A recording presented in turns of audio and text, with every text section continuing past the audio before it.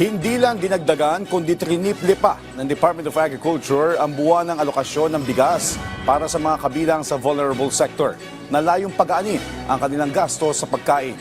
Si Clazel Pardilla sa sentro ng balita live. Clazel. Joshua, mas marami pang mahirap na Pilipino ang mabebenepisyohan ng alok ng administrasyon ni Pangulong Ferdinand R. Marcos Jr. na murang bigas. Inanunsyo kasi ng palasyo ang hakbang ng Department of Agriculture na pataasin ang purchase limit sa pagbili ng tig 29 pesos na bigas.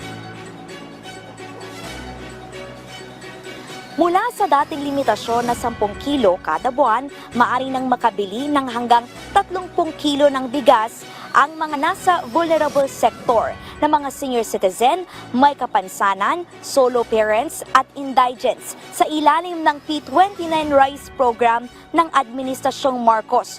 Ito ay ang pagbibenta ng bigas sa halagang 29 pesos mula sa National Food Authority. Ayon sa Malacanang, layo nitong pag-aanin ang gasto sa pagkain ng mga pinakamahirap na Pilipino.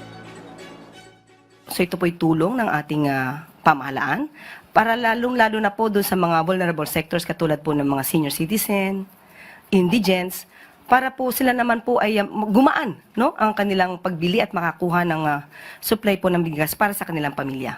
Inaasahan ding makapagbebenepisyo ito sa mga magsasaka ngayong harvest season o panahon ng anihan. Dahil mas maraming bigas na ang ilalabas ng NFA, may pagkakataon ang ahensya na mapaluwag ang kanilang mga bodega at makabili ng mas maraming palay.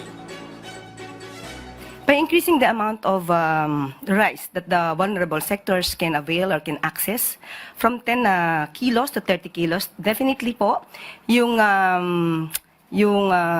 stores, yung buffer stocks po ng NFA will be released. So more space will be available for the NFA to buy more palays from the farmers, especially during the harvest season po. Sa ngayon, Joshua, ay binibili sa halagang 18 hanggang 24 pesos ang palay ng mga magsasaka, depende kung tuyo at basa o basa. Nasa proseso na ng procurement ng mga truck ang Agriculture Department para matulungan ang mga magsasaka na dalhin yung kanilang mga ani sa mga NFA buying station.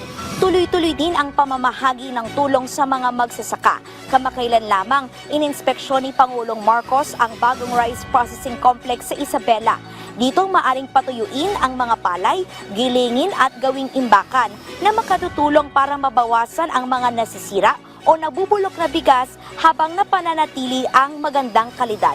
Ang mga hakbang na ito, Joshua, ay salamin sa hangarin ni Pangulong Marcos na tulungan ang mga magsasaka habang pinatataas ang supply ng pagkain sa abot kayang halaga.